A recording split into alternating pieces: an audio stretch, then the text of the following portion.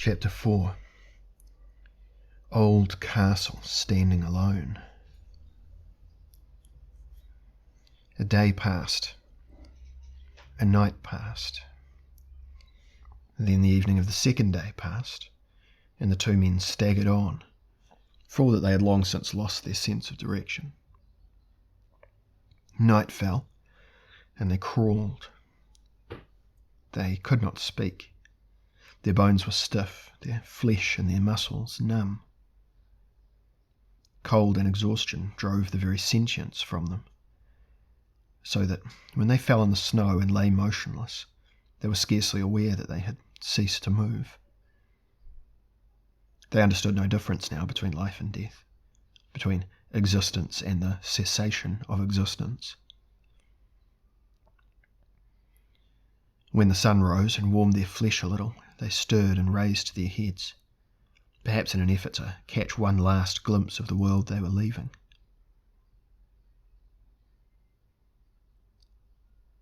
And then they saw the castle. It stood there in the middle of the steppe, and it was ancient. Snow covered the moss and the lichen which grew on its worn old stones. It seemed to have been there for eternity. Yet neither Elric nor Moonglum had ever heard of such a castle, standing alone in the steppe. It was hard to imagine how a castle so old could exist in the land once known as World's Edge. Moonglum was the first to rise. He stumbled through the deep snow to where Elric lay. With chapped hands he tried to lift his friend. The tide of Elric's thin blood had almost ceased to move in his body. He moaned as Moonglum helped him to his feet, tried to speak, but his lips were frozen shut. Clutching each other, sometimes walking, sometimes crawling, they progressed towards the castle. Its entrance stood open. They fell through it, and the warmth issuing from the interior revived them sufficiently to allow them to rise and stagger down a narrow passage into a great hall. It was an empty hall, completely bare of furnishings, save for a huge log fire that blazed in a hearth of granite and quartz built at the far end of the hall. They crossed flagstones of lapis lazuli to reach it. "So the castle is inhabited." Moonglum's voice was harsh and thick in his mouth. He stared around him at the basalt walls. He raised his voice as best he could and called, "Greetings to whoever is the master of this hall. We are Moonglum of Elwhere and Elric of Malnibone. We crave your hospitality, for we are lost in your land." And then Elric's knees buckled and he fell to the floor. Moonglum stumbled towards him as the echoes of his voice died in the hall. All was silent save for the crackling of the logs in the hearth. Moonglum dragged Elric to the fire and lay him down near it. "Warm your bones here, friend Elric. I'll seek the folk who live here." And then he crossed the hall and ascended the stone stair leading to the next floor of the castle. This floor was as bereft of furniture or decoration as the other. There were many rooms, but all of them were empty. Moonglum began to feel uneasy, scenting something of the supernatural here. Could this be Thaleb Ka'ana's castle? For someone dwelt here, in truth. Someone had laid the fire and had opened the gate so that they may enter, and they had not left the castle in the ordinary way, or he should have noticed tracks in the snow outside. Moonglum paused, then turned and slowly began to descend the stairs. Reaching the hall, he saw that Elric had revived enough to prop himself up against the chimney-piece. "And what found you?" said Elric thickly. Moonglum shrugged. "Naught. No servants, no master. If they have gone a-hunting, then they hunt on flying beasts, for there are no signs of hoofprints in the snow outside." "I am a little nervous, I admit." He smiled slightly. "Aye, and a little hungry too. I'll seek the pantry. If danger comes, we'd do as well to face it on full stomachs." There was a door set back into one side of the hearth. He tried the latch and opened into a short passage at the end of which was another door. He went down the passage, hand on sword, and opened the door at the end. A parlour, as deserted as the rest of the castle, and beyond the parlour he saw the castle's kitchens. He went through the kitchens, noting that there were cooking things here, all polished and clean, but none in use. Finally he came to the pantry. Here he found the best part of a large deer hanging, and on the shelf above it were ranked many skins and jars of wine. Below this shelf were bread and some pasties, and below that, spices. Moonglum's first action was to reach up on tiptoe, take down a jar of wine, removing the cork and sniffing the contents. He had smelled nothing more delicate or delicious in his life. He tasted the wine and he forgot his pain and his weariness. But he did not forget that Elric still waited in the hall. With his short sword he cut off a haunch of venison and tucked it under his arm. He selected some spices and put them into his belt pouch. Under his other arm he put bread, and in both hands he carried a jar of wine. He returned to the hall, put down his spoils, and helped Elric drink from the jar. The strange wine worked almost instantly, and Elric offered Moonglum a smile that had gratitude in it. "You are a good friend. I wonder why." Moonglum turned away with an embarrassed grunt. He began to prepare the meat which he intended to roast over the fire. He had never understood his friendship with the albino. It had always been a peculiar mixture of reserve and affection, a fine balance which both men were careful to maintain, even in situations of this kind. Elric, since his passion for Cymoril had resulted in her death and the destruction of the city he loved, had at all times feared bestowing any tender emotion on those he fell in with.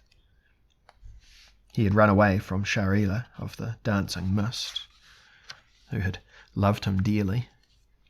He had fled from Queen Yashana of Jakor, who had offered him her kingdom to rule, in spite of her subjects' hatred of him.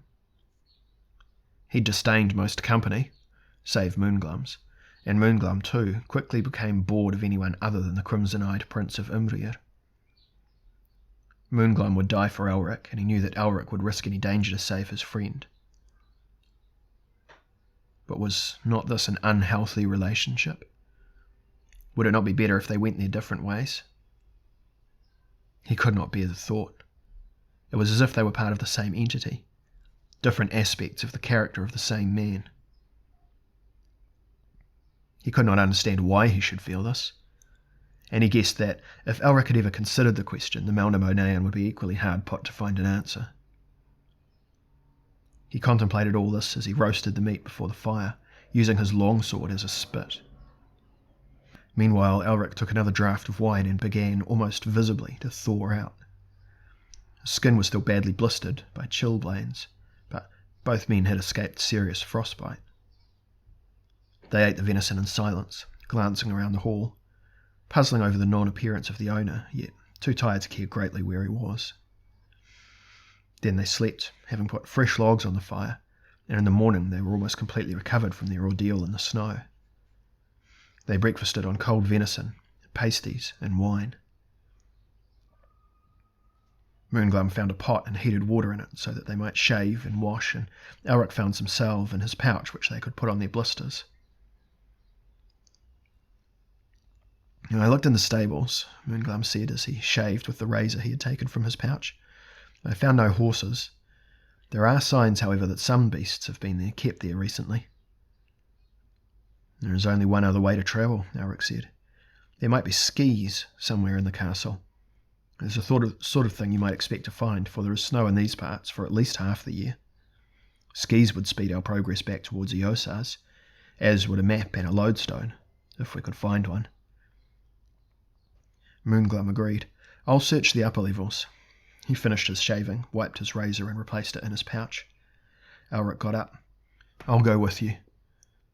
Through the empty rooms they wandered, but they found nothing. No gear of any kind, Elric frowned, and yet there is a strong sense that the castle is inhabited. And evidence too, of course. They searched 2 more floors and there was not even dust in the rooms. Well, perhaps we walk after all, Moonglum said in resignation. Unless there was wood with which we could manufacture skis of some kind. I might have seen some in the stables. They had reached a narrow stair which wound up the highest tower of the castle. We'll try this, and then count our quest unsuccessful, Ulrich said. And so they climbed the stair and came to a door at the top of which was half open. Ulrich pushed it back, and then he hesitated. What is it? Moonglum, who was below him, asked. The room is furnished, Ulrich said quietly. Ulrich ascended 2 more steps and peered round Ulrich's shoulder. He gasped, and occupied. It was a beautiful room. Through crystal windows came pale light which sparkled and fell on hangings of many-coloured silk, on embroidered carpets and tapestries of hues so fresh they might have been made only a moment before. In the centre of this room was a bed, draped in ermine, with a canopy of white silk. And on the bed lay a young woman. Her hair was black, and it shone. Her gown was of the deepest scarlet. Her limbs were like rose-tinted ivory, and her face was very fair. Her lips slightly parted as she breathed. She was asleep. Ulrich took 2 steps towards the woman on the bed, and then he stopped suddenly. He was shuddering. He turned away. Moonglum was alarmed. He saw bright tears in Ulrich's crimson eyes. What is it, friend Ulrich? Ulrich moved his white lips, but was incapable of speech. Something like a groan came from his throat. Ulrich. Moonglum placed a hand on his friend's arm. Ulrich shook it off. Slowly the albino turned again towards the bed, and as if forcing himself to behold an impossibly horrifying sight, he breathed deeply, straightening his back and resting his left hand on the pommel of his sorceress blade. Moonglum. He was forcing himself to speak. Moonglum glanced at the woman on the bed, glanced at Ulrich. Did he recognise her? Moonglum. This is a sorceress' sleep. Well, how know you that? It is very similar to that in which my cousin Irkun put my Cimmeral. Gods, think ye that? I think nothing. But it is not Cimmeral, I know. She is like her. So like her, but unlike her too. It is only that I could not have expected. Ulrich bowed his head. He spoke in a low voice. Come, let's be gone from here. But she could be the owner of the castle. If we awakened her, we could... She cannot be awakened by such as we. I told you, Moonglum. Ulrich drew another deep breath. It is an enchanted sleep she is in. I could not wake Cimmeral from it with all my powers of sorcery, unless one has certain magical aids, some knowledge of the exact spell used. There is nothing that can be done. Quickly, Moonglum, let us depart. There was an edge at Ulrich's voice that made Moonglum shiver. But, well, then I will go. Ulrich almost ran from the room. Moonglum heard his footsteps echoing rapidly down a long staircase. He went up to the sleeping woman and stared down at her. He touched the beautiful skin. It was unnaturally cold. He shrugged and made to leave the chamber, pausing for a moment only to notice that a number of ancient battle shields and weapons hung on the wall of the room behind the bed. Strange trophies for which a beautiful woman should wish to decorate her bedroom, he thought. He saw the carved wooden table below the trophies. Something lay upon it.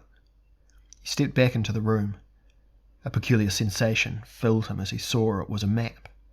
The castle was marked, and so was the Zafra Tripek River. Holding the map down to the table was a lodestone, set in silver on a long silver chain. He grabbed the map in one hand and the lodestone in the other and ran from the room. Ulrich! Ulrich! He raced down the stairs and opened the hall. Elric was gone, and the door to the hall was open. He followed the albino out of the mysterious castle and into the snow. Elric! Elric turned, his face set and his eyes tormented. Moonglum showed him the map and the lodestone. We are saved after all, Elric. Elric looked down at the snow. Aye, so we are.